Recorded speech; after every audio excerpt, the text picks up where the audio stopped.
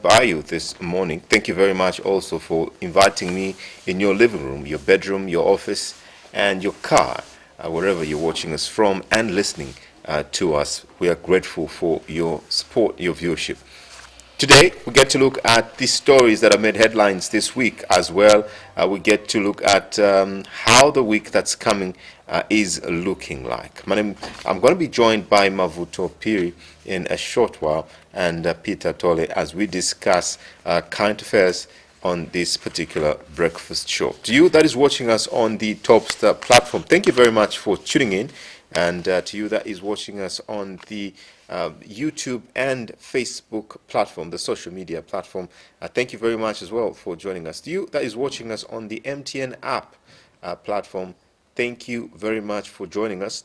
Do make sure to look out for some of the channels that we have on that particular platform. And to you that is watching us on the Muvi TV decoder, our day one, followers, we like to say thank you very much for supporting Muvi television. You're going to be getting a chance to call in on the show and add your voice to this great conversation that we're having by calling the number 0764250055. To you that is joining us from across the country, from the diaspora, thank you very much for joining us as well. And please make sure that you drop a comment or that you actually do indeed call in and do to add your voice to this conversation. Now, this week has been a big week. This week has had several happenings, several developments that you just need to be aware happened, in this past week.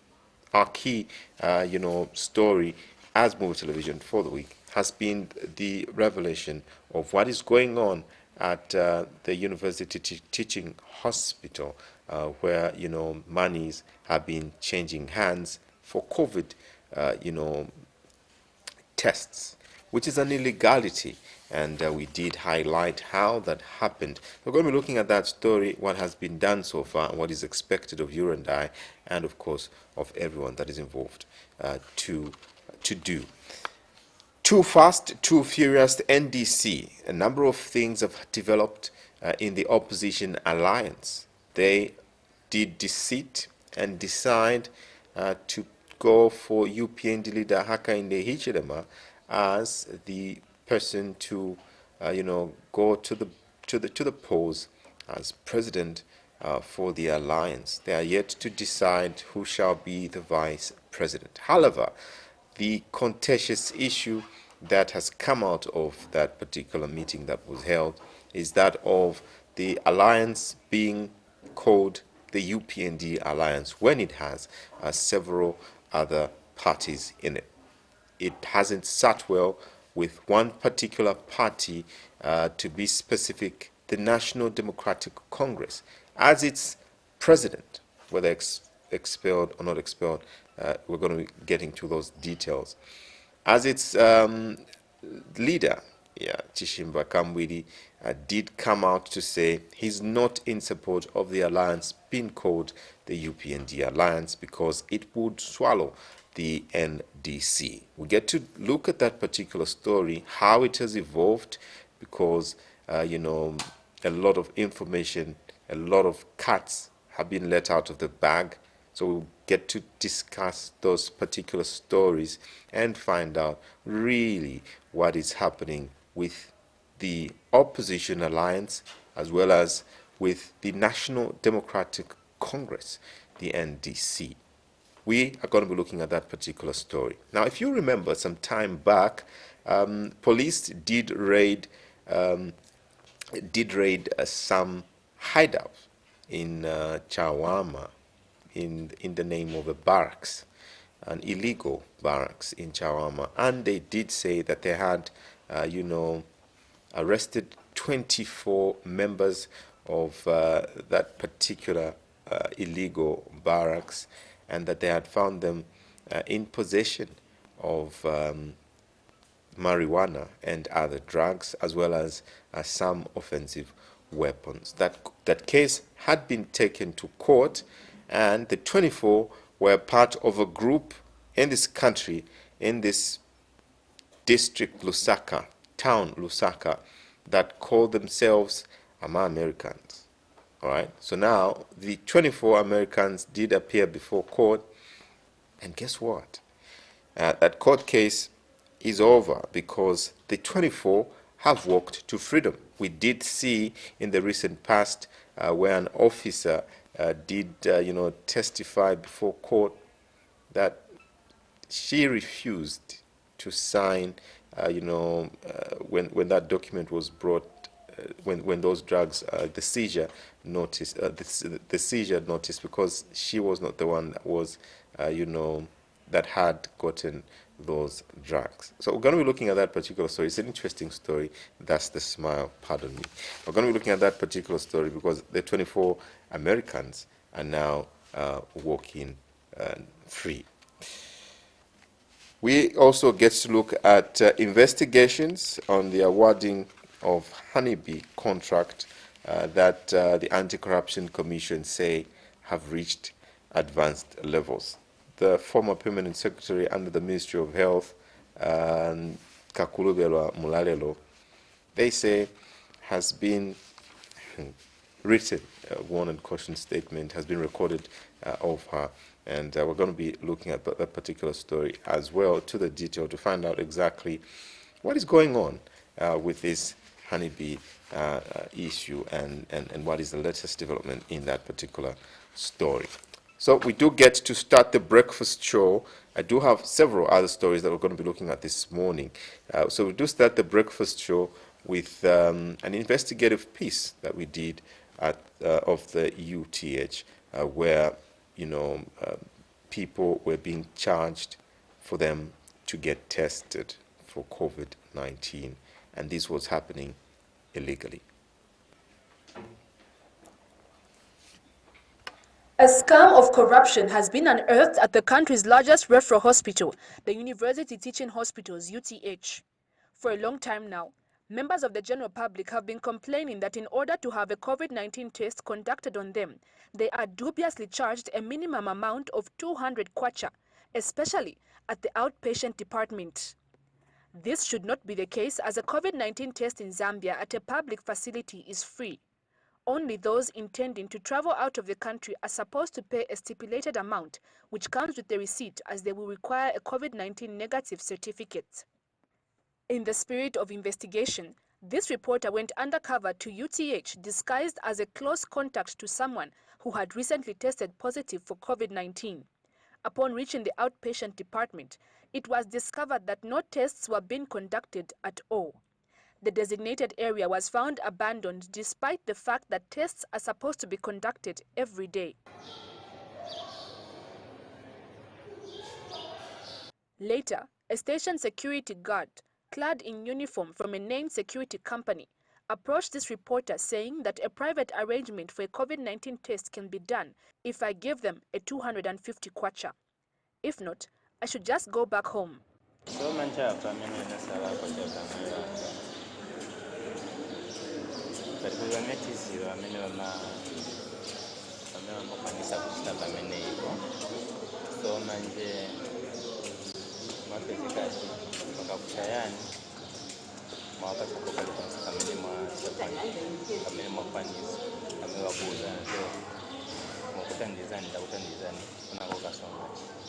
It depends, mame muzambira nano na bebe. Because can be 200. Sometimes Mr. 300. Majesties of the To prove the facts, I agreed, and the security guard briefly left for about 5 minutes. Upon his return, he took this reporter to a stationed health assistant. The assistant explained that the institution had run out of test kits, but I can still be swabbed if I pay him. What became more clear is that this is not only a mere scam, but a cartel, as he said his colleague from the Center for Disease Control, CDC laboratory, stationed at the hospital premises, was willing to take 250 kwacha, though it was later negotiated down to 200 kwacha. I can contact my friend who works from the lab. I can swab you, because them they don't swab you. I can swab you, then now we need something to test for me. Yeah, because it's done like It's only that it's a private organization. You've heard of CDC? Yeah, you can take it. You see this under UTH. You take it, after swapping, you take it, but then at least they give you something. It's an independent organization, and you can't do it for the government because it's not under government. Of course, even if Takwatamu can be fired because they don't allow. And I have to make you understand that Yachipa Kache. After agreeing, he quickly left and returned with swab test kits, and another man came in to conduct the actual swab. Here is a health assistant receiving the 200 kwacha. He was later identified as Mulima Mulima. Okay. So the same amount? Sure. If anything, I will still communicate, but I'm sure I can't refuse. I haven't even called him, but he's there. Okay. All right. Thank you very much, Muvi. 2 days later, this reporter received her COVID-19 results indicating the University Teaching Hospital laboratory. Now, with the Ministry of Health just barely trying to recover from the numerous health scandals that have left it scarred with little to no public confidence, how does it hope to recover the very confidence with such dirty dealings at the country's highest referral institution? Not only that, the entire nation is grappling with the COVID-19 pandemic, and if one has to give a bribe to be swabbed, how detrimental will this be to the fight against the spread of the pandemic in the country? The newly appointed Minister of Health, Dr. Jonas Chanda, has been on a seemingly recovery path for the ministry. He has constantly warned and vowed that all those under his ministry found in shady or compromising situations will be sternly dealt with.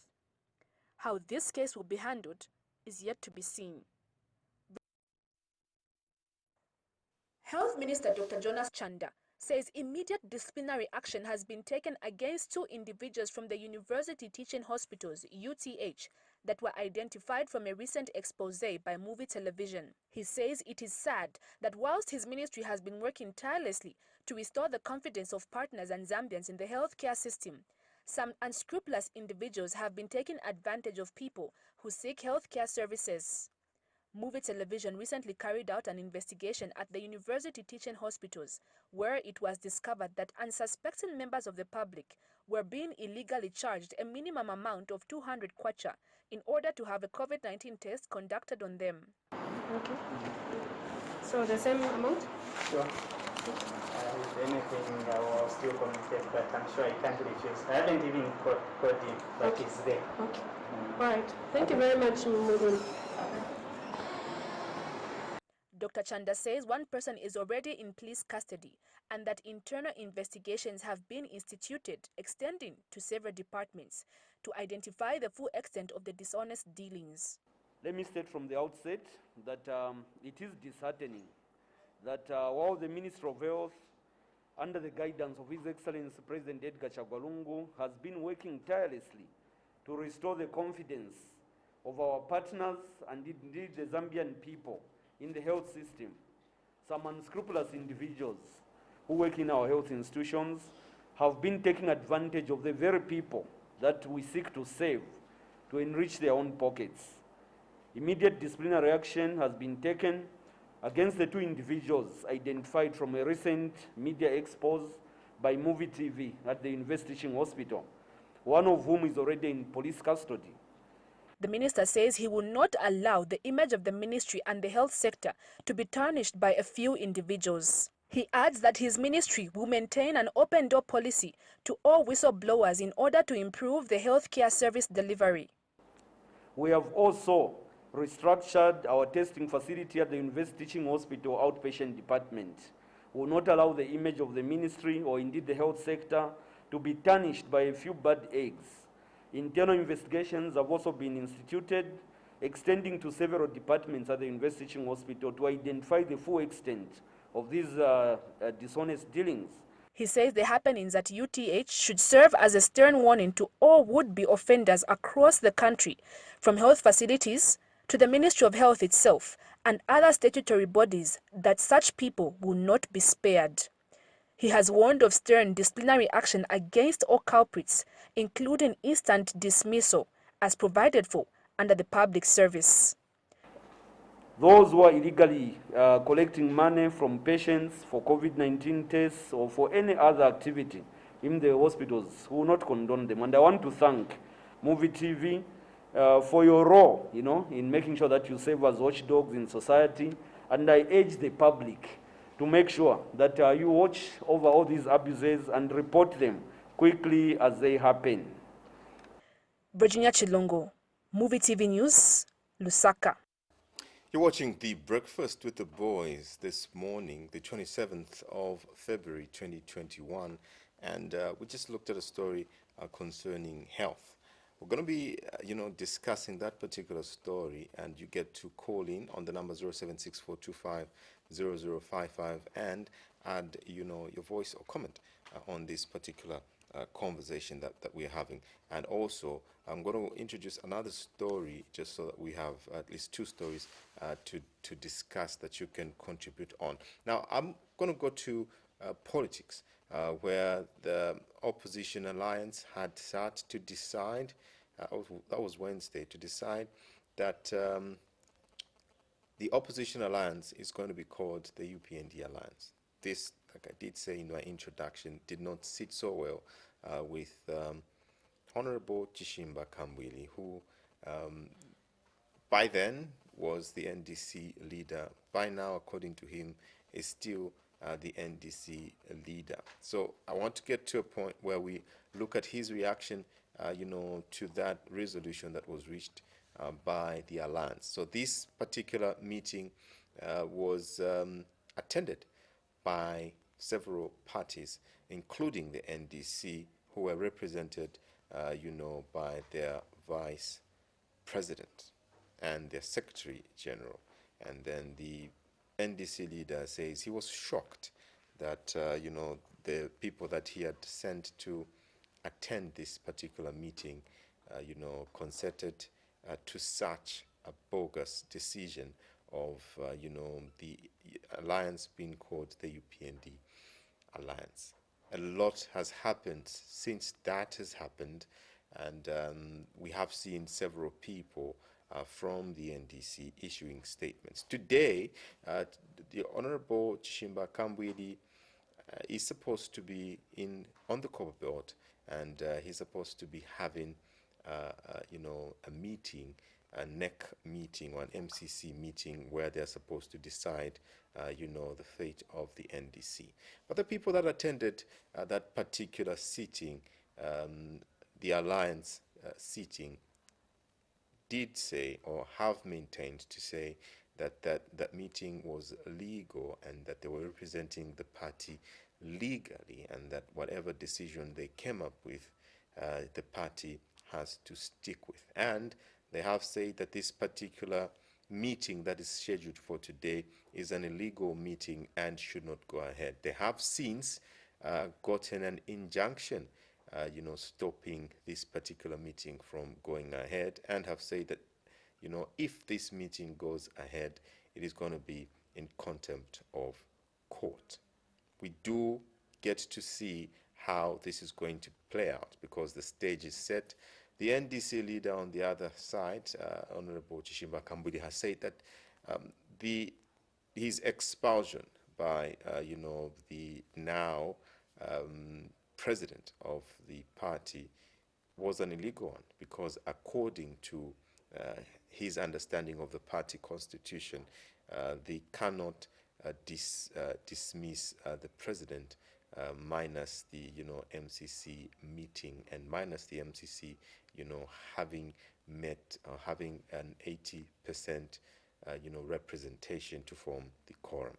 So we're going to be looking at that particular story and see how it unfolds. Everything is set on the Copper Belt. We do have a reporter on standby on the Copper Belt to carry the events as they unfold. Will this particular meeting go ahead or will it not? What is going on with the NDC? There have been assertions that Honorable Kambwili has been, is on the road crossing to the other side. So we're going to look at those assertions that have been made in an interview.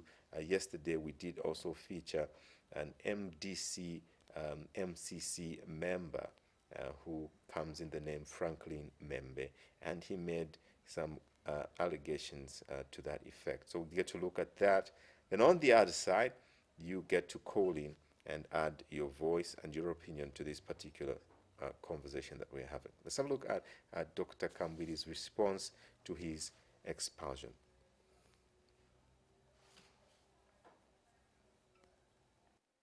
The party without the knowledge of the president, who is me.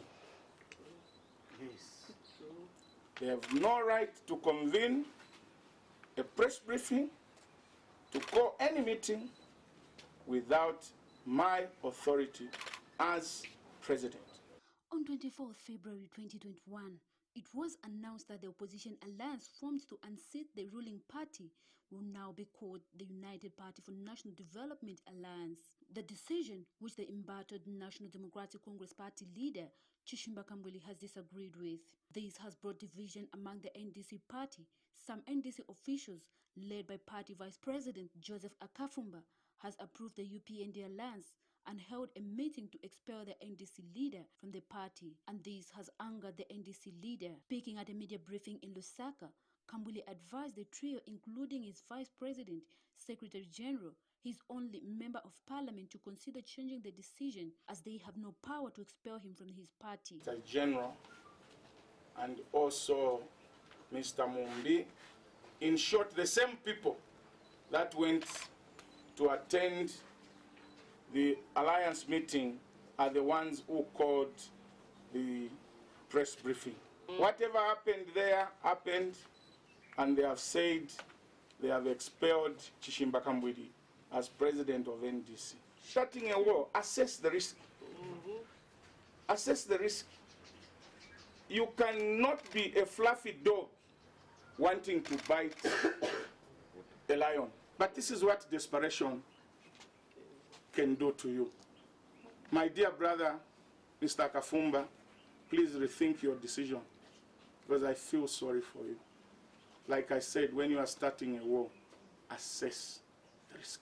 The NDC leader further adds that he has no problem with the alliance, but some conditions which the alliance has drafted. NDC and countrymen and women, what I have refused, or we have refused, all of us, is it with exception, all of us except those 5, is to accept to be in an alliance where the NDC is going to be swallowed. How is the NDC going to be swallowed? Our friends have said they only want an alliance to be called UPND Alliance.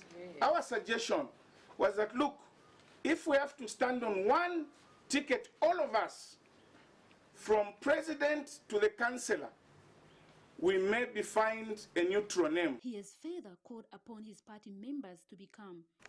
I want to appeal to our members to become that no president has been expelled. Margaret Chota, Muvi TV News in Lusaka.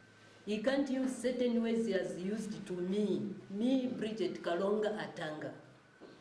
He has cursed himself, I must say. But anyway, we are in a democracy. But this democracy should not stop young people to respect elders. He can compare me to a fluffy dog, Kambwili. Is my relative. Therefore, if he calls me a fluffy dog, he's simply insulting his family that we are a bunch of fluffy dogs. This is the situation in the House of the National Democratic Congress Party. The confusion arose just after the announcement that the opposition alliance will be called the United Party for National Development Alliance. The decision, which the National Democratic Congress Party leader, Chishimba Kambwili, disagreed with, as he feels that the other parties will be overshadowed, but his vice and 4 others agreed with the decision and has condemned their leader for differing with the opposition alliance decision. On 25th February 2021, expelled NDC leader Chishimba Kambwili held a briefing at his residence in Lusaka, where he allegedly called his vice and 4 others fluffy. In a war, assess the risk. Assess the risk. You cannot be a fluffy dog wanting to bite a lion. And this has angered the NDC Secretary General, Charity Atanga. the vice and 2 others. Who has this to say? A coin, 1/4 coin. He has never given me even a, we worked tirelessly to run the secretariat. Kamwili was there. Today he has got millions and millions of dollars in his house. And yet for 3 years we worked tirelessly without him paying us anything. I want Mr. Kambwili to listen to the Zambian people. It's not just me alone. He is yet to learn a lesson. And me personally, he has opened the Pandora box. If he wants to insult me more, let him insult me more. Not be intimidated. As Mr. Kambwili has no legal standard to remove anybody from the NDC. I lastly want to put it very clear. A convict. Don't you all know, the press, that Mr. Kambwili is a convict? A convict cannot hold public office. We are still reaffirming that we are for the UPND alliance, because we know very well underneath there is an agreement. Some people are thinking that we are going into this alliance haphazardly. No. Our president now, our vice president, these are learned lawyers. They know what they're talking about. What we don't want is what Kambwili wants to do, to take us where we were. Myself, I'm a victim of you, PF. Nothing. Then today somebody says, no, katia tuyefe ku PF. PF which and even my leaders, those that want to go, please, you can go. We are beginning a new, there is a new sheriff in town now. Somebody has to know. The question is, what is the way forward for the NDC party with just few months remaining to the 12th of August 2021 general elections? The question still remains unanswered. Margaret Short. Front, but he's planning on rejoining the Patriotic Front. Well, first of all, some facts that we have, which I can allude to. Some of the things are rumors that we heard, but there are some facts that we have. We know that when you went to medical stores, for example, he just had a meeting with the vice president and another minister at a certain house, at a minister's house. And we believe that he was sent from there to go to medical stores to go and dispel the fact that Honeybee had brought in illegal drugs. In other words, CK is part of that deal of poisoning the whole Zambia. How do you expect it? Is that leadership? No. How do you get yourself involved with a company that is known to have issues, and people are saying the drugs that Honeybee has brought in, they're expired, some of them are fake. And then you see... Those are facts, Mr. Mbe. Yes, they're the facts, yes. Haven't you heard that there are drugs that are expired? No, him being involved in... Oh, yes. We can prove that. We can prove that. We can prove also that he has been going to PF ministers asking for money. We have recordings for that. So, in other words, we have ample evidence to show that the thing that he's telling us and the issue about the name is not the real issue. The real issue is saving himself from jail and getting his companies back by wanting to go to PF. Yeah. It's the same thing like my elder brother GBM did. GBM, even though he's an arrogant person, he's a principled person. But when you touch some people's stomach... Can hear you. Good evening, how are you? I'm okay, thank you, Andrew. How are you? Very well, thank you. A number of issues, from your party. Let's begin with what you had said earlier today before we can get to the press briefing that you had with Dr. Kambwili. Now, you have been quoted in the media.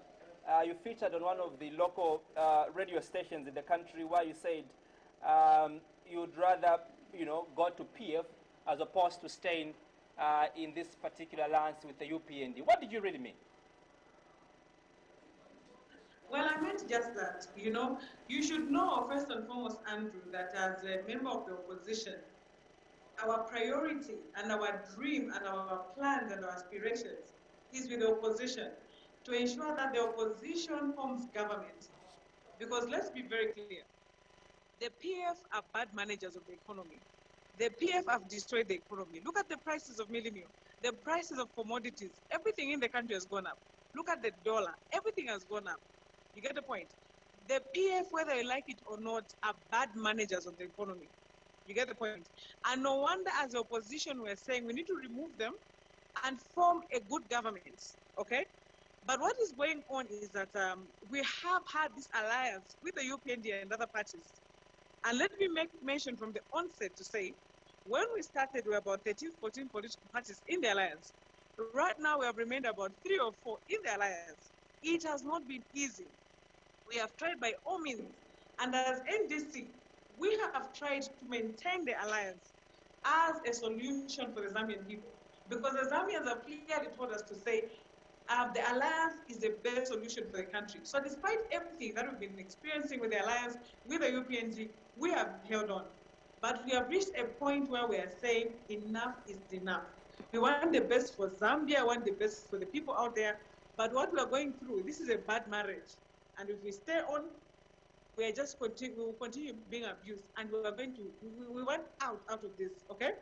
If you saw the press briefing yesterday, the alliance announced that the name of the alliance is going to be the UPND Alliance, something that the NDC has been clearly against. You get the point? Clearly against. We sent our vice president to be the representative of yesterday's meeting. If you saw what happened after yesterday's meeting, they went further to have a press conference. All the other parties were represented by their presidents. Our party was represented by the vice president. Our president was sick yesterday. So if the alliance meant well, what they should have done was that you, as the NDC, your vice president represented you. So go back to the party, report. Let's have this press briefing tomorrow. They make decisions with the vice president, and then they go ahead and do a press conference. And they agree on things which the party has clearly been against. We have not accepted the UPND alliance name. No, but UPND is in an alliance with who? That has been our question all along. But if you want to put the name of the alliance as UPND alliance, you are in alliance with who? You get the point? Of course. Before we can get to the issue of the alliance and the name and whatnot, you've said enough is enough of being abused. Have you been abused in this particular marriage you've been with the UPND? Oh, certainly, certainly. Andrew, just somebody, a party insisting that everybody should be called by their name, one name. There are 4 parties in the alliance right now. They want the alliance name to be called by their name. That's abuse. You get the point? Even when we stand as MPs, I am an aspiring member of parliament myself. Andrew, I am a member of the NDC. If I'm going to be a member of parliament, I want to be a member of parliament under NDC. I'm not a UPND member of parliament. I'm not a member of the UPND. You get the point? But UPND has insisted that all members of parliament, all councillors, all council chairpersons, all mayors that will stand have to stand as a UPND in all corners of the country, without recognizing the fact that UPND is not even popular in all corners of the country. They are not. You get the point? UPND is not popular in all corners of the country. They can be popular in this corner and this corner and that corner, but not all corners of the country. But what they want is all of us, wherever you are standing, on whichever ticket, you stand as UPND. To me and to the NDC, that's disrespect. They're disregarding us. And also, that's just pure selfishness. And we have said no to this. But sadly, and unfortunately, and shockingly, that is what our vice president yesterday signed up to. And then they went ahead and had a press conference. So all that is very shocking to us as the NDC, because this has been very clear from the onset. And people were asking to say, what's going on? Why is it taking so long for the alliance to announce their resolutions? These have been the contentious issues in the alliance. Alliances normally have a problem with the presidency. But Correct for me if this I'm one, wrong. Sabo, from the correct me if I'm onset, we wrong. told the UPND to say, you can have the presidency. But these other issues that I've mentioned right now were contentious. Correct me if I'm wrong. So are you telling us that the only abuse that you've suffered as the NDC is being swallowed in the name of the UPND? That is the only abuse you've gone through in this particular marriage with the UPND. Well, certainly, I mean, we wouldn't accept any other alliance, any other abuse other than that. So that has been the main abuse that I can talk about. The issue of the name, because we were calling it as flagship. So the issue of the flagship has been the biggest problem that the alliance has faced, certainly. If a party being called the UPND and Alliance would ultimately help you kick the PF out of power, what is wrong with that? Because ultimately the main agenda is for you to, to ensure that the PF parks their bags. Andrew, if the name UPND Alliance helped us kick the PF out of power, I think we'd be comfortable with that. But it doesn't. Whether we like it or not, Zambian politics are very tribal. There are many places in this country where if you stand as UPND, you've lost your seats. We have members of the Central Committee in NDC, and I'll be very specific with you, I'll be very honest with you. In Eastern Province, who've been told by the traditional leaders that if you're going to stand on UPND, would we campaign you and you shall not win. You are our child, but we shall not support you. You get the point? You're either going to stand on NDC or independent.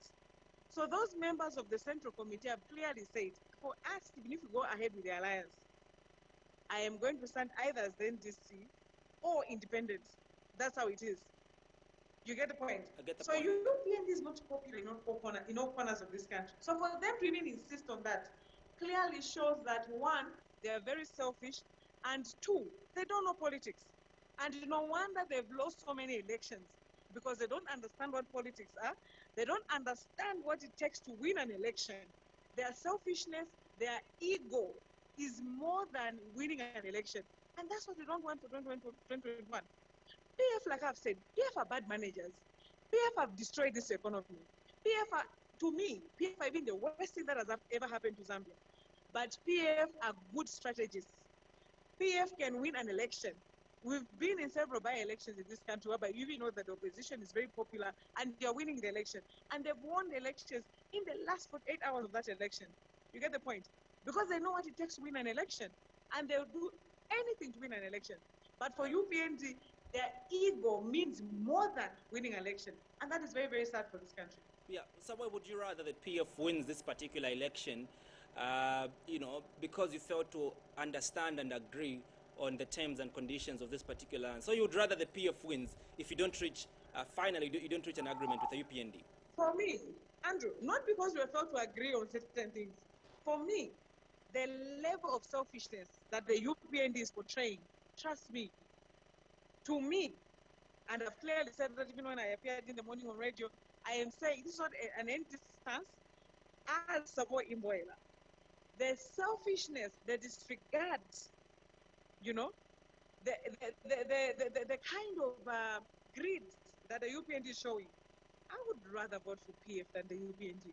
I would rather we vote in the evil we know than this evil that is showing how bad they are. The PF showed us how bad they were when they came into government. In opposition, the PF were angels. More money in your pockets, lower taxes and everything that they promised us. In 90 days, we'll do ABCD, ABCD. They got other alliance partners, they did whatever it is they had to do in opposition. When they formed government, they changed. But UPND, they're showing us how evil they are when they are still in opposition. So give them instruments of power. You get the point. Give them the statement machinery. How bad are they going to be? So today we did seek. So for me, the UPND have to make sure that they show us that they can be good leaders, good managers, and not what they're showing us right now. Of course, I think earlier today we did also see a mini. All right, so that is quite a lot that has happened in just a short time. Interesting how these developments are coming up. Joining me this morning is Mavuto Piri, teacher Paruro, the analyst general. Mavuto, good morning. Welcome to Breakfast with the Boys. He's also a man that is paid for his hobbies. That is the title that I need to learn to add to his list of names. Mavuto, a number of items, and you found us discussing the NDC impasse, so to say. Now, I have a question for you, and I hope that with the use of a Venn diagram, you will be able to describe this for me and, you know, for our viewers, according to your understanding or your perspective. Who is the biggest beneficiary in this, you know, particular happening? Okay. If you look at who is the biggest beneficiary, of course we know who is the beneficiary. First of all, this alliance started, if I'm not mistaken, 2018. It came into force. Yeah, you can see it. It's sort of this alliance came into force in 2018. Some of the people that were in this alliance were Mike Mongot, for instance, 2, CK himself, 3, we had the last Chipimo. If you want, I can be adding parties. The last Chipimo, we had Anford Banda. Okay, if you want, I'll just write some as a full name. Anford Banda. There's 5, Charles Mirupi. 6, Sean Tembo. 7, there was Mr. Sword. Yes, Fresher.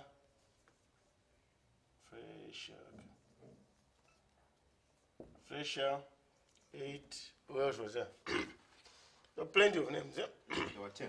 HH himself. Okay. 9. It's direct there. Yes, Elashpil. Who else was there? The late also is the late. RPP. And I want a specific name. James. Lukuku, James. Okay.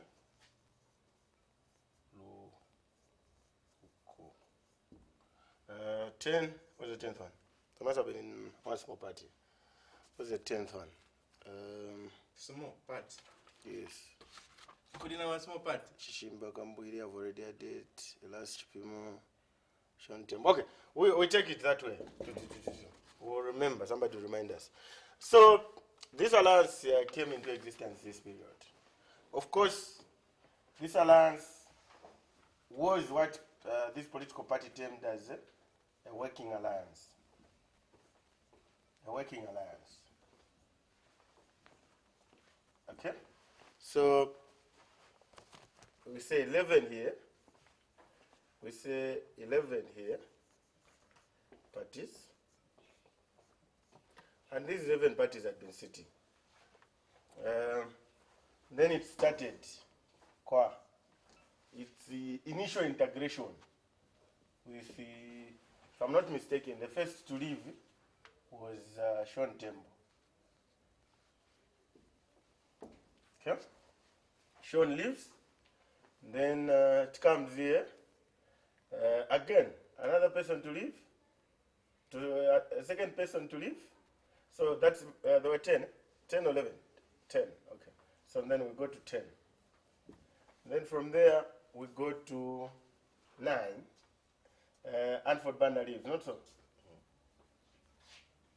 And here,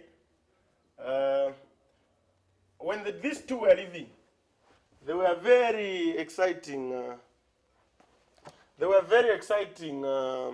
observations that were made. I remember how critical Anford Banda was about the alliance. He made it clear people should not only go to form alliance because they want to hide their laziness, for instance, that people, so there was that talk, and even today in the public domain, Sean Tembo is a critical voice and of one of the key alliance members in terms of HH. You see? From there, it was Fresher leaving.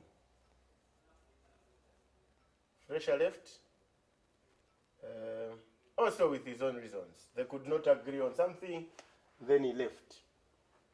So, from here, the alliance goes and has about 8 members. Did you include UNIP? Oh, okay. UNIP was, I think, the 10. Okay. So, UNIP. UNIP. Okay. And if you look at all these 10 parties, many of them, sorry to say, are what I'll call small parties. If you wanted small parties. The only big brand here is UPND, and their leader HH. However, there's something positive about this alliance set. Here, we had a by-election in Lone under NDC, NDC, which is under KC. The alliance showed a flash of some brilliance by winning this parliamentary seat. Their own constituents. And it had rekindled hope among the people of Zambia that probably with time the alliance will mature and succeed in terms of meeting the aspirations of the Zambian people. Because I've been saying there's too much fragmentation in terms of the existence of political parties. And this was some sort of sigh of relief. And the blueprint of yes. what would happen. And the blueprint of what was expected. So they win in None. And they take a member of parliament to parliament. Positive prospects, despite internal squabbles. What comes again? I think which I felt was a minus here. They go to Katuba. Katuba here, UPND makes it very clear. We are not going with anyone. Here, for me, it was a beginning of the end in terms of integration, because there was no unit of purpose here. However, the NDC under CK pushed themselves. We saw a handful of them dancing together with the UPND to try to justify their participation in the what? In the alliance. But there were bigger challenges in terms of what was happening and what had happened in these two constituencies. Thereafter, I think we never saw anywhere where they went together as an alliance. You see? So from there, the talks continue. We come here where Elias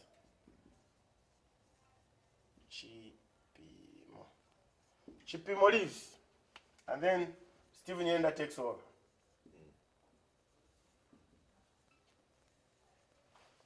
What did we hear next? That Nareb is dismissed from the alliance. But what comes up? That statement had been made by the Lukuku. Yes. But then who had at that time assumed the position of alliance spokesperson, which was initially held by Sean Tembo. Yes. And so he said, Narep expelled.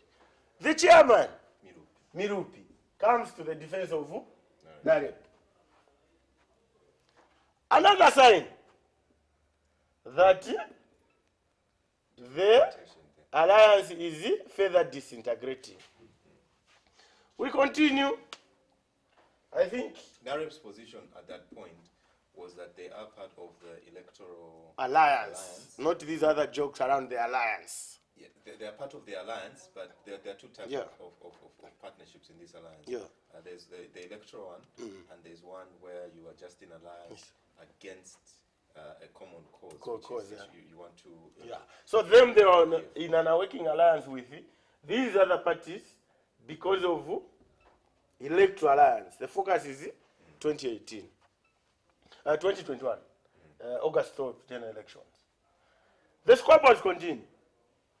Fast forward, we see a glimpse and flashes of unity in the alliance during the arrest and conviction of CK. I think we see more of HH and Vice President of NDC, shoulder to shoulder with HH. We continue hearing.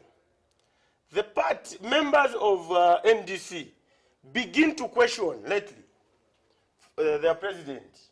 What is the status? The president says NDC says it is a working alliance, not so? Working alliance with 99.0 or 99.9. Okay. So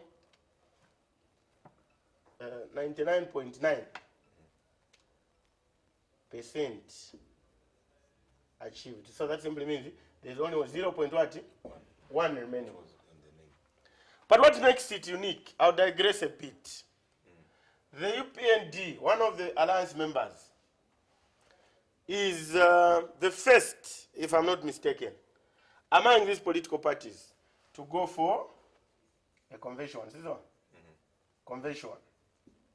At this convention, HH goes unopposed. A few days later, HH appoints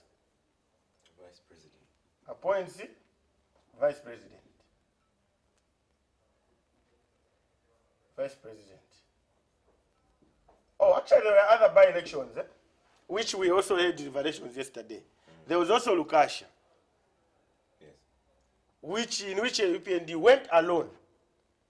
And most of the times, the UPND has been looking for what I would call a Bemba face, not so? And they thought that CK would be that face. And we were told yesterday through those revelations by chairman for national planning that actually was given 20,000, about 20,000 transport to come and participate in the elections. So this further shows the disintegration. Although there was a working committee, but I'll go back here. So he appoints VIP in the name Mutana Mango, first ever female vice president in this political party. The talk again emerged because automatically one of the conditions of the alliance, when Alain Hichilema had been announced as the sole candidate, was that he would negotiate for his own running mate. So now this begin to send shivers to NDC. Because the NDC, when the alliance is announced, the alliance now changes. It becomes the UPND Alliance. UPND Alliance. So the NDC are feeling that, no, we are equally a bigger brand. We can't be swallowed by UPND. Because it's as good as our membership going to. Now this is where the problem starts. The membership of the NDC and their president, NDC and the CK, begin to argue. Say, no, you send us. Because for me, I would have loved a blueprint to see a blueprint of what was agreed internally between these members and the CK. But clearly, they went to that focus. Because I think there's been a lot of mistrust between NDC and HH and UPND.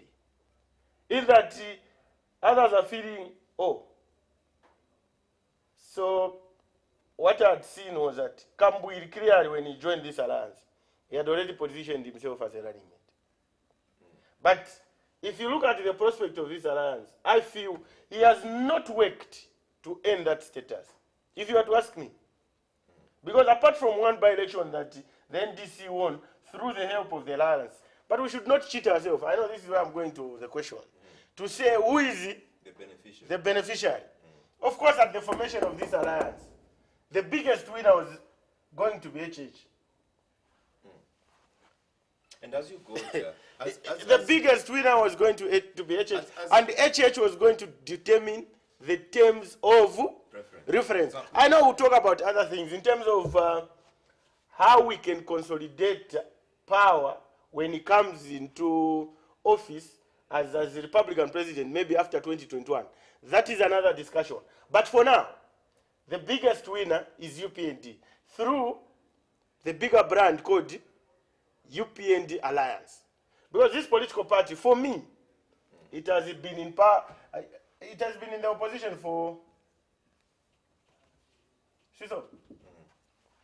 20 years. What about this party, NDC? 3 years. So what's the difference there? 17 years. So what's the bigger say in terms of this? 17. So your simple question, because even when Irukukuye was speaking, you remember at one time one Bemba chief was very upset with him. Yes. Parliament Chief Chitimukulu. That actually when they were going for the Lukasha by-election, when he said, Alliance Badintuka. Yes, the chief said that. Yes, Alliance Badintuka. And you remember, yes, the chief refused to meet until, because, so clearly, the people of Zambia, their thinking has been, this alliance is just a vehicle to allow HH to take over. Because even when him left, do you know who the person he was critical about? Look, he was critical about HH. So the face, in terms of the profile of this alliance, we should not cheat ourselves as being UPND.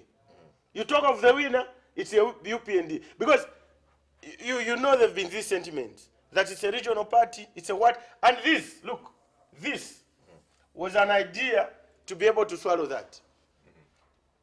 And that's why maybe, just maybe, their wisdom in going for this is to be able to create a national character with this membership. The other parties that have been long enough with experience, UNIP, why can't they take the vice presidency? And so 0.1, what constitutes this? So in the 0.1, that is where, and what's in there? That is where they are discussing the running mate. Okay. That is where they are equally discussing how they go to the polls. They decided to say they're going to go forward with one person as representing the alliance. That is contained in that. I think the name too can be placed in the 0.1, the name of the alliance. But this name has always been there. The UPND alliance. Yes. When Rukuku spoke and Parliament Chief Chitimukulu responded by refusing to meet HH, why didn't he meet CK, for instance? Where is CK? Okay. Why didn't he meet CK, for instance? As a member of the alliance. And the fact that CK avoided that by-election meant what? Because this alliance has been looking for that Bemba vote, whether you like it or not. CK here should have been the what? The negotiator, as part of the alliance in terms of using their strength. That's why we are where we are here. Because the UPND feels they've done 90% of the work in the other alliance. In terms of representation at parliamentary level, tell me how many people here have got representation? You talk of this, you talk of this party, yeah, they've been fighting, Mlongoti died, James Lukugu died, very placed members, yeah, at least now we see Leslie Chikusi, but with Mike Mlongoti, who is the replacement. You see, so the figure in terms of the participation into this alliance, the only justifiable face that has been available with 90% of contribution is The UPND. The UPND. Maputo, let me hold you there Yeah. and bring this perspective to you, and I want your, your ruling and analysis on it. So, of these political parties, when you talk of political parties that have, some ground, political parties that have some structures, at least that can be pointed at. UNIP has, country, so there's UNIP, UNIP. So I'll say UNIP. Which one else? Maybe the closest we could get to is CK himself. So that's NDC. Then we get to NAREP. Yeah, NAREP. NAREP. And also maybe the chairman of the alliance. Their structures. He was member of parliament for some constituency some time back. They've got a councillor in Western Province. Yes. I think they won in some by-election under the same alliance. So they have one. Yes. So now, Mavuto, the reason I'm asking this question is that what is happening... And I just did, before we come, I didn't mention that if you look at this, visibly, in terms of the existence of the alliance, there's only one, 2, 3. I've not seen UNIP lately. Almost 3. From 11. So 3 minus 11 is what? 3 minus 11 is what? 8. So where are the political parties? So that's our structures. Oh, therefore we put UPND as well. UPND. All right. So I'm asking this question because what we are seeing happen here has happened here. So the NAREP, as it stands, has 2 factions. Yeah, the court. This matter is in court. We will discuss very little about it. But NAREP has been forced into having 2 factions because of the difference in opinion. The president of the party says, I cannot go to that particular alliance without a solid, membership. So I need to have numbers. To be able to build numbers so that when I get to the table, I'm able to negotiate. Yes. Yeah, yes. That is the argument. The same argument has been put up by Chishimba Kambwidi. But the party members, on the other hand, have got different, opinions. They feel the only way to go is through. But you see the difference here. I can tell you. They don't even labor. The difference here. He allowed the members to go and negotiate. Without. Yes. He has held on to the members because he wants to go prepared. That's a difference. And I'm happy you brought this dimension. But again, if you look at these dimensions, in the end, the winner, whether, no matter what formula you are going to use. That's why your first answer for me was wrong. When you said the winner was the winner that you mentioned. Who was the winner? You said the winner was UPND. Yes. I think it's not. Through HH. You want to put HH there? I think UPND is not the winner, and I'm going to tell you why. So this is how I will tell you how also UPND and HH have benefited from the confusion in NDC and NAREP, for instance. How have the UPND benefited from this? Even when the HH was announced, the other faction of NAREP was there. It was present. The other now faction of NDC was there. Have we heard a statement from them? Yes. That the NDC have since... Why the presence of NAREP, for instance, there? When there's a recognizable team of this structure at that function. So all what HH is also looking at are numbers. But what numbers is he getting there? Are numbers. Is it numbers of leaders? In terms of eating into these political parties. Because that's why now, these half, I'll say half, if possible, these half numbers of both have gone to what? To UPND. And is in short telling them one thing. You are not a consolidated team. So you can't continue saying you are representatives of this party. Mine is a more solid team. Yes, mine is a more solid team. More organized. And more organized team. So I offer you the platform. What do you do when you are vulnerable? You know that you are an orphan. These political parties, maybe, sorry, to use that term, those members will feel, because they are not good in good books with these parties, they feel they are orphaned. And what have we seen from our society about orphans? People take advantage of them. Maputo, could then these, divisions in these political parties that add to the benefit of UPND? Yes, they are working to the benefit of Is it wrong for someone to assume that the UPND is orchestrating these divisions? Yes, I would not fault that person. Because to fault which person? The person that would assume that? Would assume that the UPND is creating this confusion. And it's working to their advantage. Because I believe here, HH for instance, has a phone number for the leader of NAREP, has a phone number for Chimbagambwe.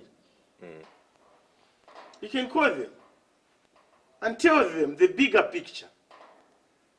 This is about, because if this also of AFAF is allowed to do, do you know at party level here, at party level, we've created a monster. Monster. Okay? We've created a monster at party level. Who is swallowing these two political parties? These two babies. Yes. What about national level? This could be a psychological preparation of what is to happen if they form government. Let's kill off the competition. Already I want to kill off the competition by saying there's only what? UPND. I agree that this brand is bigger on face value. But prospects might change. We saw a dark horse in the 2016 elections. Who was Anford Banda? I saw his performance. Yes. Anyone, if these were allowed to stand on their own, the prospects could be different. So you cannot live in an illusion that only your team is popular. What we needed was, they needed to harmonize, but I feel HH can be able to sit down with these two leaders. And harmonize. And harmonize. The way he's sitting down, he should have been worried as the main brand, or possibly as a prospective presidential candidate for this alliance, that this one went, this one went, this one went, this one I don't see them. He should have been worried. It tells you something. Because don't forget, 2016 elections. Do you know the best alliance the Zambian people had formed? This, look, 2016, under HH. How many people did you have? Guy Scott, Siso? Guy Scott. When he never was one of the Siso? Never Mumba. Never Mumba. Design. There was a team here. I think the vice president was the GBM. Are these people still here? And what are they saying? Yes. If GBM is not yes. there. And what are they saying? You see, and what are they saying? And that's why we're even saying, all our PND candidate. Do you know what they should have done? They should have even allowed a fake candidate to contest with him. See, so to make it legitimate that he believes in the Iwe. To make it believe that he's a true what? Democrat and is seen to uphold the tenets of democracy. So this is where the challenge is. If only, and you know, it creates a positive at every juncture in terms of the action you take. HH yesterday called Chishimbagambwidi to speak to him about what is happening. He should be interested in terms of the operation of these parties. The strength of these parties will give them him strength. The strength of UPND will not give him strength. That I can tell you. Look in Malawi, the first round, didn't the president win? He won. The president won. Yes, but he didn't have enough. He didn't have enough. That showed that opposition had what?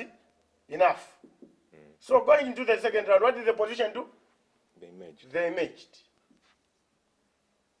They merged. And what happened? They won. They won the elections. So that's how politics works. You need to build. You need to build the face of your colleagues.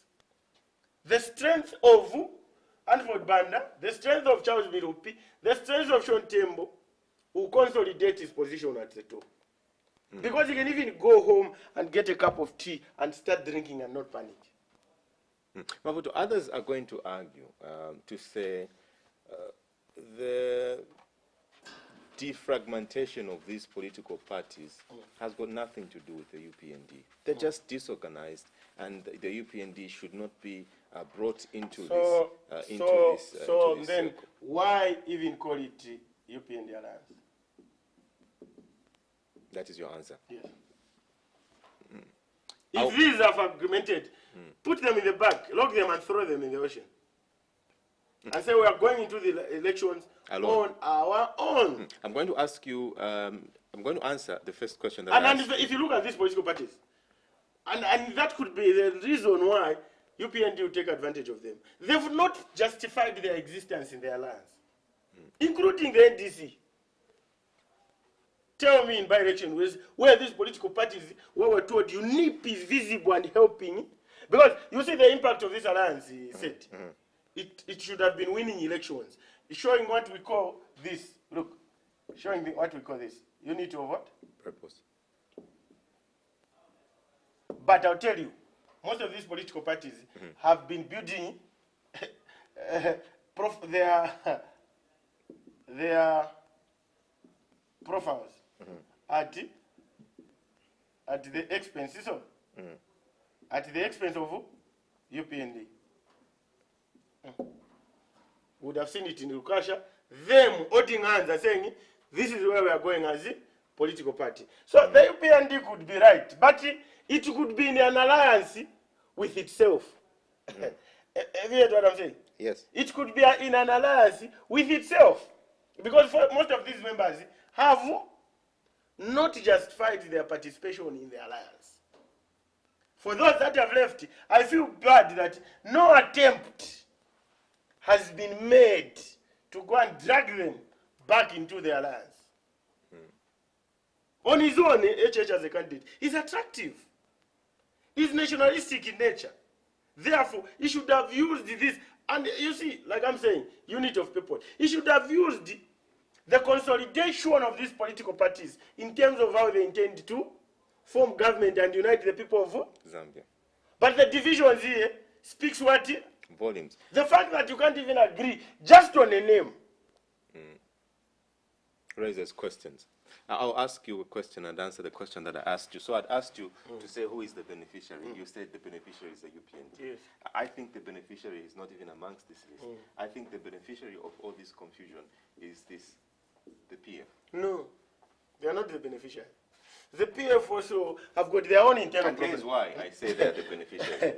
The PF have got their own problems. Here's why I'm saying they are the beneficiary, Mavuto. In 2016, what were the election results?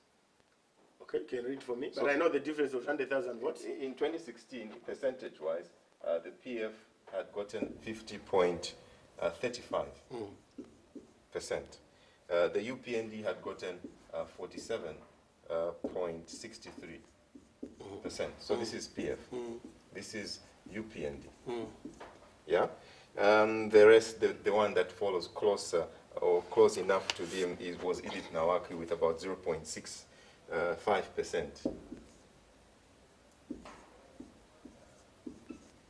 This was FDD. Yeah. So now why I'm saying that these are the beneficiary is that with this, I was thinking that with the formation of these political parties, or with the participation of these political parties, they would want to eat into this number. Which number? The 50. No. They would want to eat into this number. No.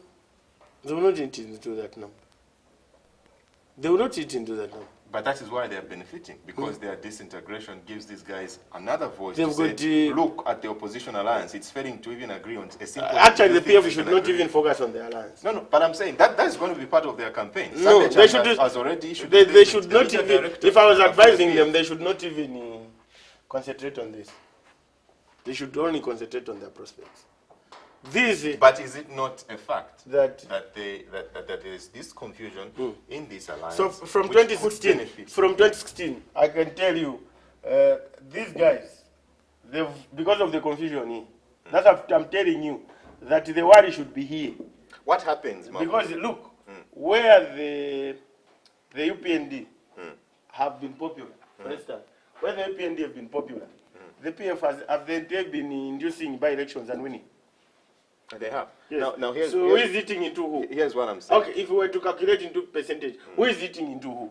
It's actually the PF eating into UPND. Yes. So there's been That no is why significant. That's why I told you they needed to consolidate this. Even when they are going to a by-election, where they feel that Charles Milupi is popular, this should not have been there. Bavuto, these guys have got heavyweights. Yeah. Yeah. And these heavyweights, one of the heavyweights on the copper belt, which is going to be a very, a key part of the country in this election, probably the decider in this election. No wonder a number of things are happening on the copper belt.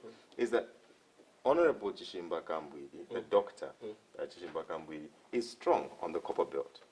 That could be an illusion. It could also be justified. It can't be an illusion. He could won an be an election. Which one? They went in as the army. Alliance, yes. He didn't go as a single candidate, no. They went in as an alliance. But it is a success that he rides on to say in his alliance. period. I don't think that the constituents come today if he went alone, he would win it. That's your opinion. At this level. No, I deal with facts. If the allegations by Franklin Membe yesterday that you've seen. This is also this is what I will show you. Look, HH Copper Belt trips. See so? Copper Belt trips.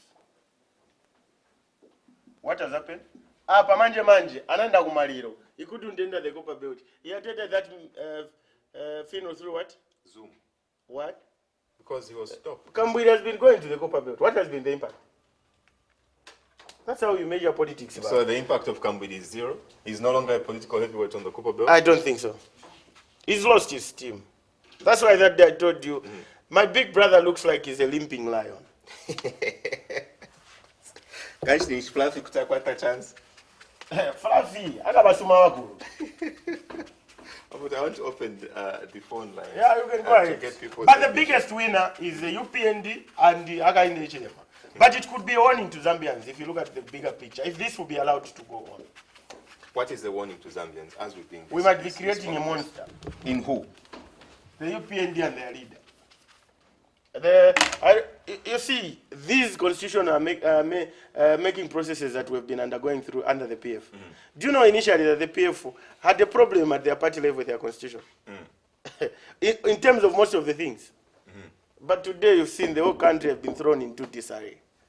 The strength of a successful government is dependent, the success of a prospective government is dependent on its behavior in the opposition.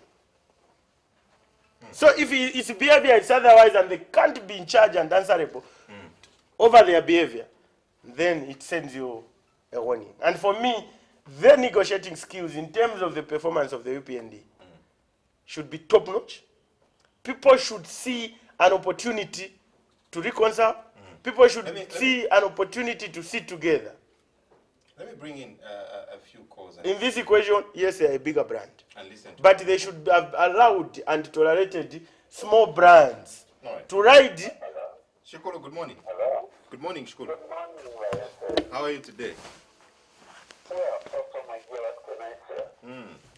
Please.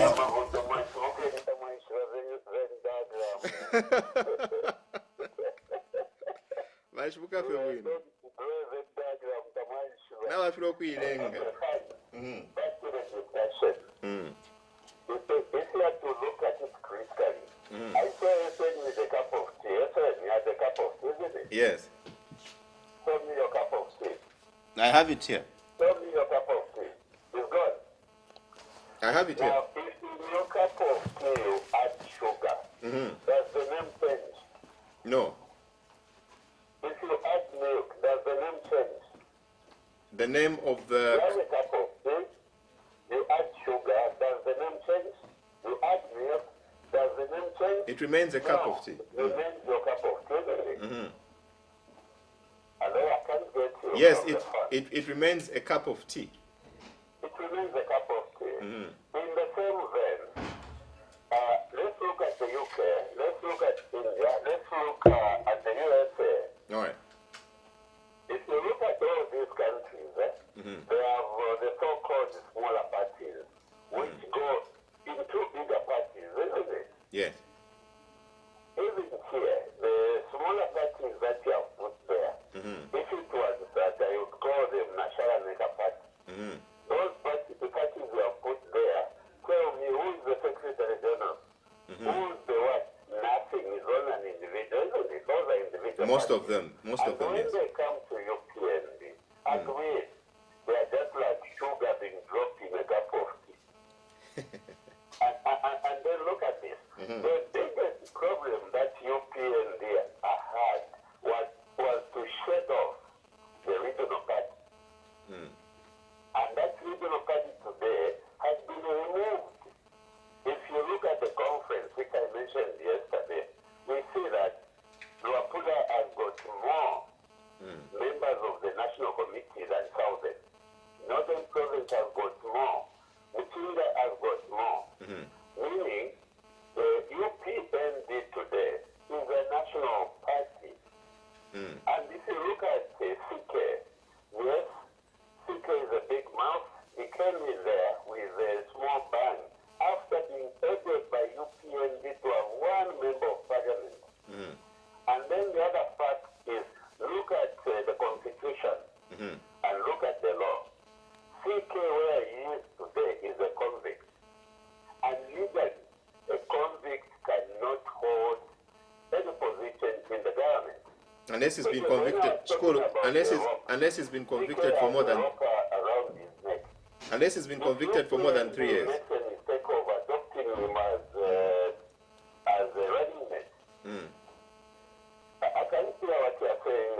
I was saying the argument that has come through is that he's able to contest unless the conviction was for more than 3 years.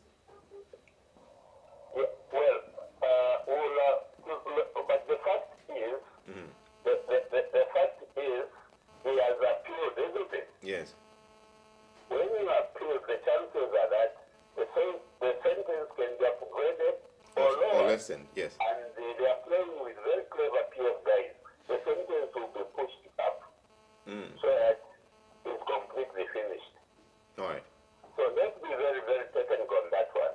Okay. And then when you look at CK, like one gentleman I saw on your clip, he's saying he's just saving himself.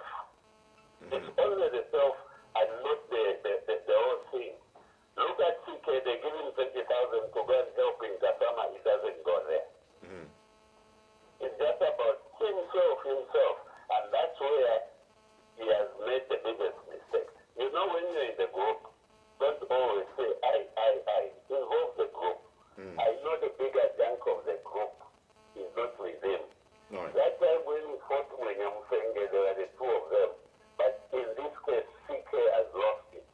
Right. Because there are a lot of people against him. Now, the right thing today to go, the way to go, let's look at the brand. UPND is a brand, very big brand. And fortunately, HH today has managed to sell himself. And if giving a small boy, we'll talk about HH. Shkolo, does UPND need the alliance for it to win the election? Well, technically, the answer there is yes and no. Yes, we need to be in the group. No, these other people are just individuals with one vote. And all they want is to have positions. Because all those people have lined up there. The reason that they are leaving is the ego. For Tembo wanted to be the vice president when he hasn't got even a group beyond himself. You need to have structures. Tembo has Here in Luapula, when you say temple, they'll say which temple? They'll point at temple and agriculture. Schoolboy, thank you for your contribution. Change is there, and everybody is saying, UPND, these other people are clever enough. Let them just be new PND and be given positions.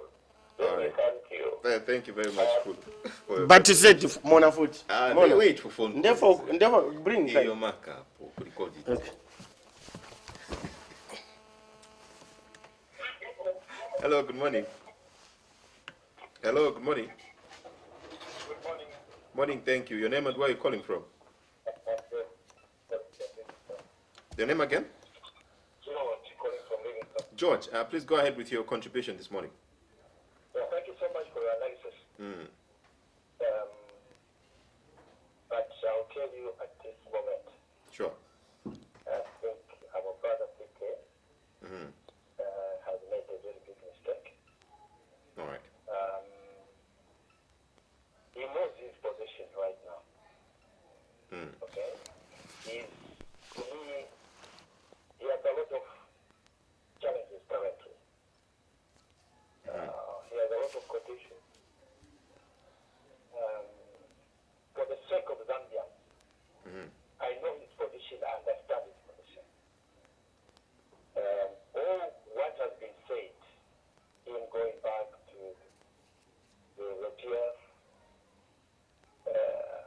to me, understanding, just understanding. But he needs a lot of help from his brothers currently. So I would say that let's bear with seeking the decision that we have made. All right. But as I said, it's very unfortunate. Very, very unfortunate. I should have desired that he could have continued, but understand his position. So I would say that the NDC members, what they have made, I think exactly their stand. That's the stand which CK stood for. That's what CK stood for. Of being part of the pact. Circumstances beyond his control. So let's understand him. Now, for the members of the NDC, I think that's a proper stand which they have made. Which ones? The ones that are with the alliance. To continue the alliance. All right. Yeah. All right, George, thank you very much for your contribution. We appreciate it. All right, 0764250055 is the number that you're calling. Let us know where you're watching from, and then add your contribution to this, interesting discussion that we're having this morning. Nkumba, good morning. Hello, my brother. Good morning, Nkumba. Morning, how are you? Very fine, thank you. How are you doing today?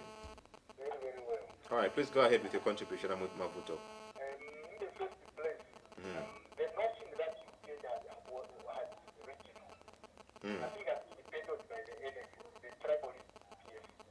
All right. Because I've never heard that from during Manawasa, even during Chiuga, even from the mouth of Garupia, I never heard that. But it has become common, a weapon from PF, starting with Sata and the police, and they are at least winning some sympathy from the people. Not that UPN has been original, never. At one time there was Patrick Kisanga, we had the Baba Kinga. I can't remember a year when UPN was only full of people from Southern Province. No. The problem has been PF, which has been tribal. I think from the foundations of PF, they have been tribal. Okay? That's why they have been trying to neutralize the people by trying to win sympathy from them, by accusing them of being regional. They have never been regional. Then the statement from that central member, from PF, that central member, MC member. No, he's from NDC. Who aligned to Hamed. He's from NDC, Mr. Membe. The Hamed is difficult to prosecute because it's like the campaign for PF.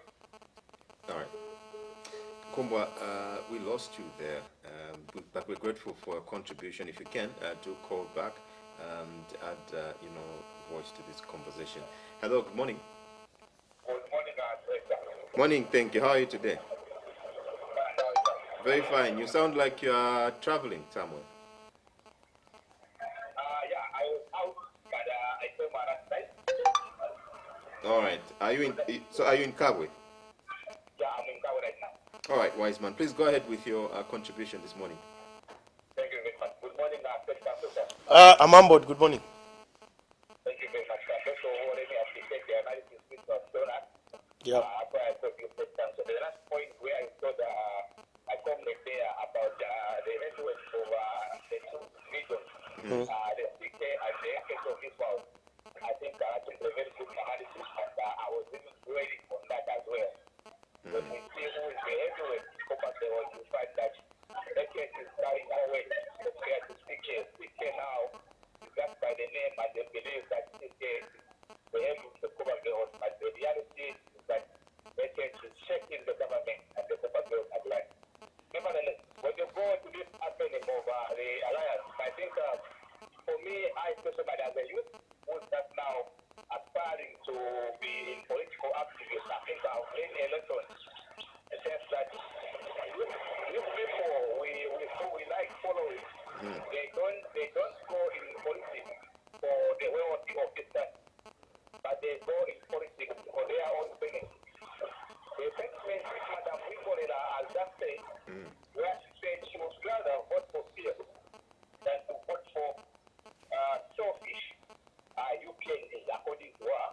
I think to the clear indication to see to it that the NDC's agenda was not really to serve the people of this country, but it was meant for them to have power and start punishing the people who have punished them previously. So Madam Nicoleta accepted and said, PS, they are the bad governors, they are the bad managers, but still she can vote for the bad managers compared to the selfish UPND who are willing to serve the people of that. So for me, I think those critical statements by Madam Nicoleta are very dangerous, and we the people we analyze that kind of leaders who are willing to go and get what they want to achieve, not for the sake of the Zambian people, but for the sake of their own benefit. Because I mean, who can say that who can say it's better you buy bad medicine to feed the people of Zambia, and then I can still give you another mandate. And the problem is I said that as I'm concluding, it is not about the alliance to win an election. Let us be realistic here. Let us stand as Zambians. What do we want as Zambians? Do we need some political parties to come to remain, then convince us or after that we can vote for something? No. We are able to think on ourselves. How much is really new as at now? How much pain are you going through as an individual? Stop following directions. So as an individual, start through yourself. How much pain are you going through in this regime? Are you okay with it or you are not okay with it? What are the challenges you are facing? Is it okay with you or not? Then if you find the answers, we are going to make an individual decision to vote why. Don't follow grouping. Grouping will mislead you. Tomorrow, you are UPND. The next day, you are CF. Tomorrow, you are NDC without in the CF. Tomorrow, you are in the same CF. So for me, I've learned a lesson. Let us go in this battle individually. All right. Let us know what our aim is. Wise man, thank you very much for your contribution. Mahfoud, allow me to pick two more calls, and then we'll read a few contributions online, and then we continue with the breakfast show as we wind up in a few minutes. Hello, good morning. Hello, good morning. Good morning. Very fine, thank you. How are you? Okay. All right. Can you tell us your name, where you're calling from, and then go ahead with your contribution? Hello? Are you getting me? We can get you now. Please go ahead. Yes. I'm saying I just wanted to make the concern. Sure. Yes. That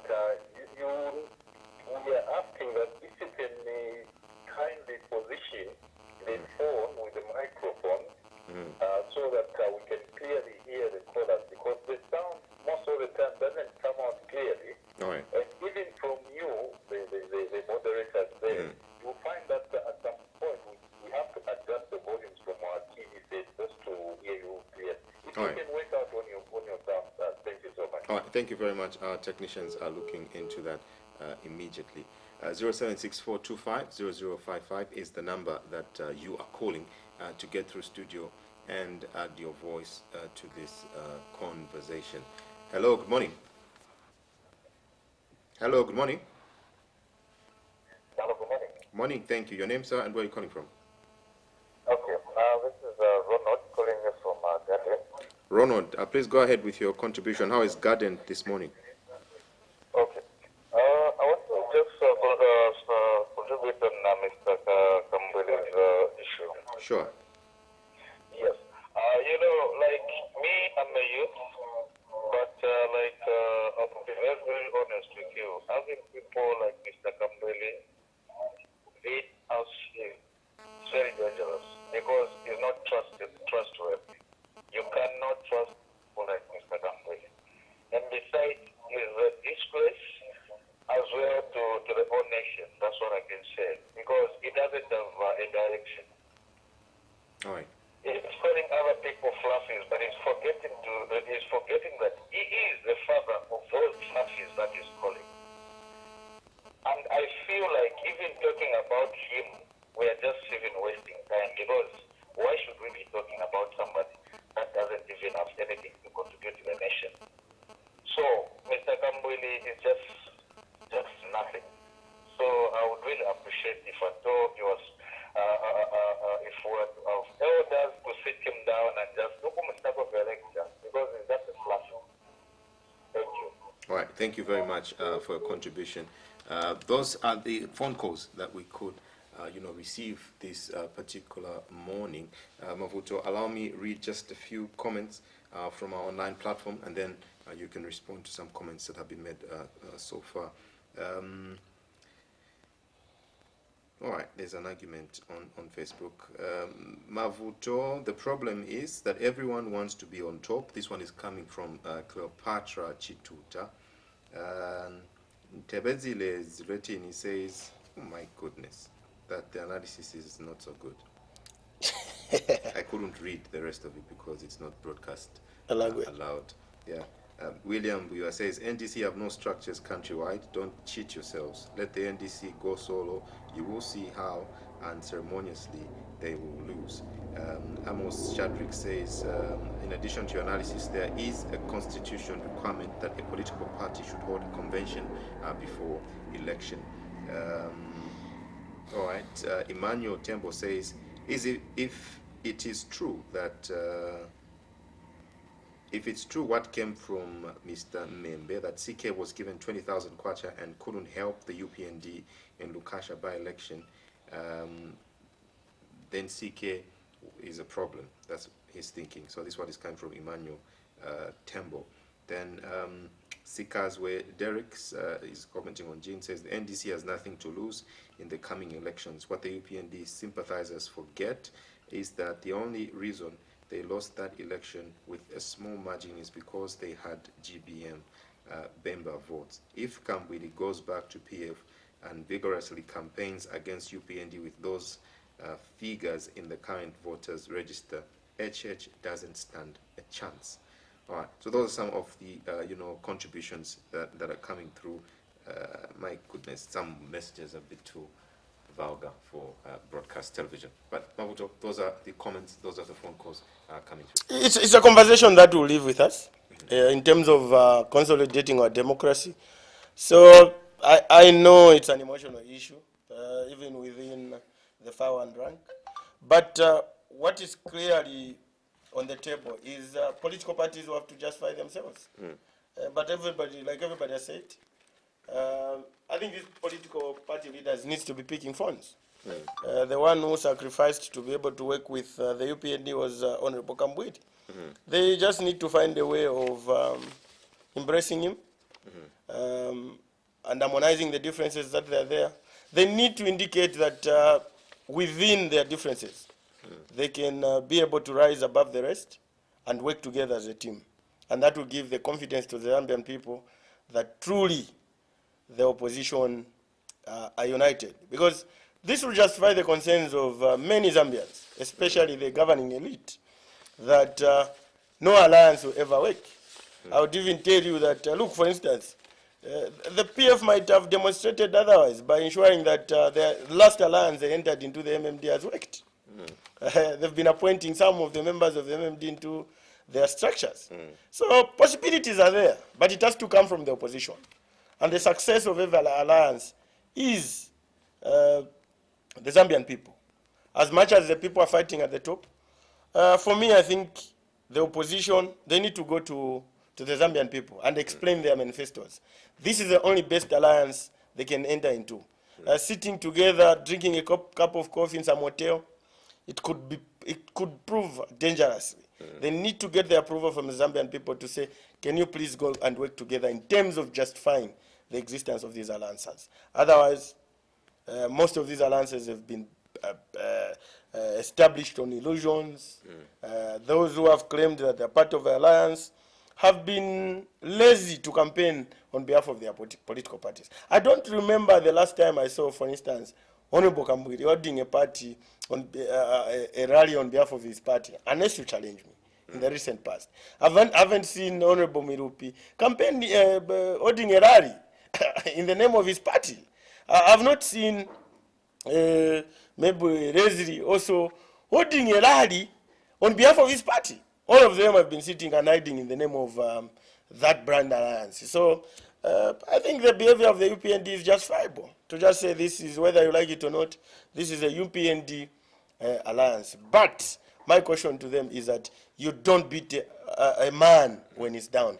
I'm hoping they should be able to find within their hearts a way of accommodating and ensuring that they engage with Honorable Kambwe. The PF are celebrating this particular, happening or development in the UPND alliance, and they say through the media director that this happening among the opposition parties is a comedy show.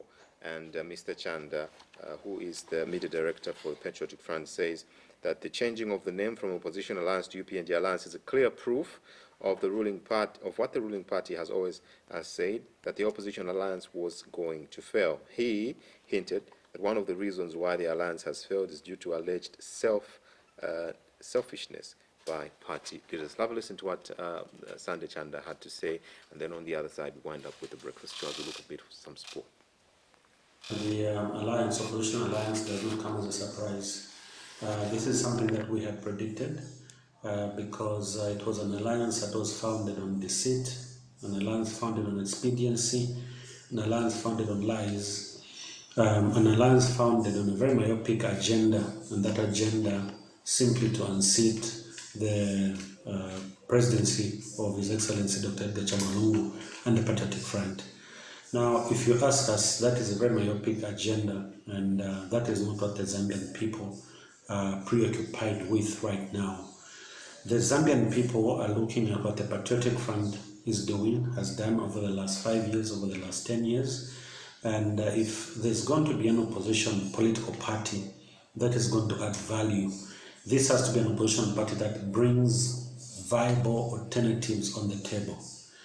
And they must provide alternatives that are better than what the Patriotic Front is offering the Zambian people. We have been comforted over over a long period of time that there's a certain deficiency inherent in the opposition, especially the opposition UPND, that they fail to grasp the core issues and things that matter to the Zambian people. For example, they believe that Zambians would get easily hoodwinked when they tell lies around the economy, when they deny the existence of climate change and the impact of climate change on the economy, on any economy, when they downplay the impact of COVID-19 on an economy such as ours, when global economies, bigger economies than Zambia, down on their knees. You go to the United Kingdom, you go to the United States of America, you go to South Africa, the cost of living has shot up, tripled, quadrupled. And COVID-19 has ravaged economies, and Zambia is no exception. We have an import-driven economy, and when countries that you count on for much of the resource having the sort of challenges that they're having, clearly this will have a bearing on how you perform economically as a country. We have seen the UPND parading themselves as a messiahs. We have seen. All right, so that is Sunday Chanda there celebrating. Someone said the celebrations are too early. The celebrations are too premature. What my contention would be is for the PF to focus on their house.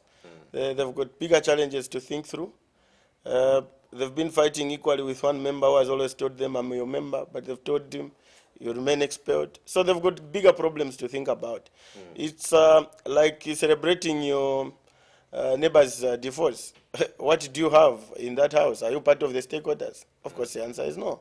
So you can't be jubilant over other people's deeds and challenges. You need to focus on your own. So I think it's a missed call for me, and I'm hoping that the opposition quickly put their house in order and work on the challenges that they've had. We are aware that one of the key partners in this alliance has been complaining, but I also had an opportunity to meet with other members of the alliance that moved out of that particular alliance, and many of them claim that this relationship has been abusive, and they needed to move out. But it's like clearly that everybody wanted to be a running mate. It's like everybody was rushing to this alliance to be a possible running mate for Hakainde Hichilema. Like I've told you throughout the program or throughout this week, that is a bigger brand, and everybody has wanted to associate with him. Maybe they are careful that they don't want to be equally abused when somebody takes over. And you know, our constitution, once you go with somebody in terms of an alliance as your running mate, you have to be careful, because midway through the ship, they can just turn against you. So I think maybe, just maybe, the UPND are trying to be careful in terms of looking at the bigger picture going ahead. Clearly, many of the members of this alliance, they've had self-interest and not the interest of the entire alliance or the Zambian people. And for them, it's about a running mate. And clearly, if they cared about the existence of this alliance, I've always said one thing. A good leader is one who is ready to be led. If today they told you, Mavuto, you can't be in this alliance, you don't need to fight. What you need to do is to be able to show that you're not power hungry. It could also show certain aspects of your personal character, that you are power hungry. This is about life and death.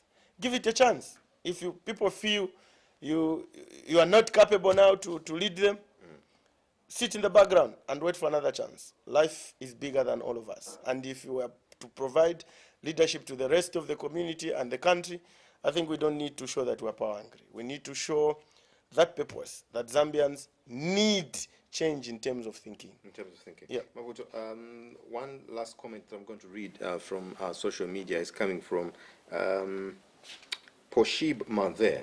So he says that what is happening is Stockholm Syndrome. And he goes to explain Stockholm Syndrome is basically, someone suffering from Stockholm Syndrome is basically someone who gets kidnapped and falls in love with his kidnappers. For him, he says that he's seeing people in love with their kidnappers. The way things are, people still can't make their mind on the direction of Zambia, then we are in trouble.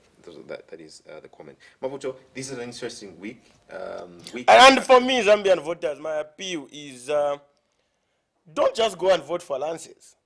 Vote for what leaders are providing. I could be the Mavuto alone. But if I've given you a conviction to be able to support me, the best way to do is go and cast your vote for me. Don't buy into alliances because you are in love with personalities. These are mistakes that we've made previously, that we've gone for popular or popularist candidates. In the end, look at where we are. We get to wind up this edition of the Breakfast with the Boys by looking at this very important date for football in Zambia, as the Football Association of Zambia has gone to that elective general conference in Livingstone. Mavuto, what is the latest? We did see letters being flashed. I think there was a letter yesterday, but FIFA has insisted that they've already given guidance to this sitting. I think let's allow it. let the best candidate win. Or whether there will be manipulation, whether there will be what. But by the end of the day, I'm thinking the Zambia game should be able to win. We've been through, I think since 2012, after just winning our AFCON, our game has been going down bottom. If you look at the 5 best leagues in Europe, we have no Zambian player, even in UEFA, just even on the bench. We don't have a player. I think we should be focusing on the prospects, and I'm hoping that by the end of the day, when councillors decide their vote, the best candidate, in their own perception, in their own analysis, should be able to win this election. They should be able to summon their conscience and ensure that the best leader out of everything wins the election. So I think the onus is on them. National Sports Council, I appeal to you, now that FIFA has guided, I think let the assembly go on, let the meeting go on. Because, look, said, if today anything was to happen, I previously remember how a team that was to play Zesco in Zambia, when their country was suspended by FIFA, they had to travel back to I think, if I'm not mistaken, to Sudan, because there was a ban, and in that game, Zesco was already trailing, and that team just needed a draw. So I think this should not be about one person. This is my appeal to National Sports Council of Zambia. Let it.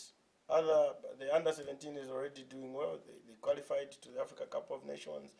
So let's give the game for football a chance. We'll have another opportunity in case we don't have today to do what we could have done best. But let us continue on the path in terms of building.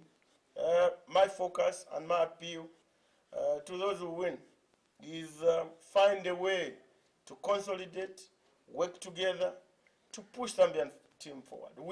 The World Cup has been elusive to us since the creation of Zambia as a country in 1964. Let's look at possibilities and prospect of ensuring that we qualify to both the Africa Cup of Nations and the World Cup. Cup. All right, just for the information, last night the Football Association of Zambia held a historic manifesto night ahead of today's elective annual general meeting in Livingstone.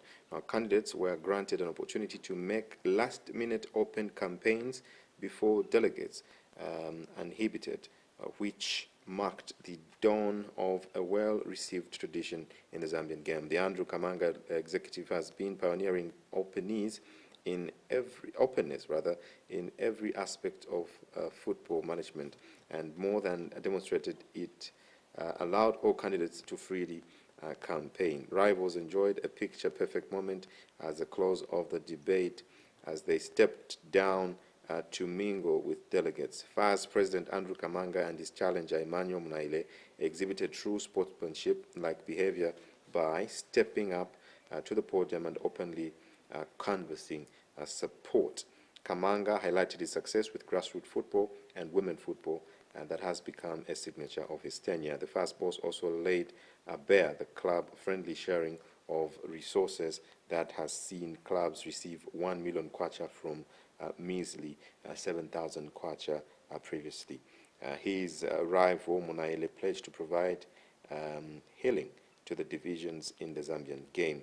In the vice presidency, Justin Mumba rolled back his years with Zesco United that set the Ndola side apart from the rest of the clubs in Zambia. Then Gideon Mwenya anchored his submission on his long service to the game that amounts to over a decade. The race for the female candidate provided more lively sentiments, with Brenda Kunda saying the rise of women football in the last 4 years was part of her efforts. Priscilla Katova, who is chairperson for Green Buffaloes, said that her track record with women football spoke for itself. Hilda Matangama also pressed her case, saying she has dedicated herself to serving the game, as the work at Kesa showed, while Nelly Miamba said she was best placed to take up the female candidacy for her experience in the game was viable. FAS goes to this elective meeting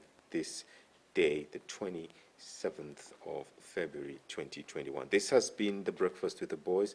Mavuto, it's a football weekend. I'm very sure you're going to be enjoying your day watching football. It's a very busy weekend. You've talked about FAS. All of us will be looking forward to what the results will be. I think it's we've not spoken about one of Africa's biggest derby, the only derby with an advert in the entire African continent. I'm talking about Power Dynamos and Tinkana. So it's a match to watch. It's a much anticipated game. Thank you very much to you that joined us, and thank you for your submissions and contributions. Good morning.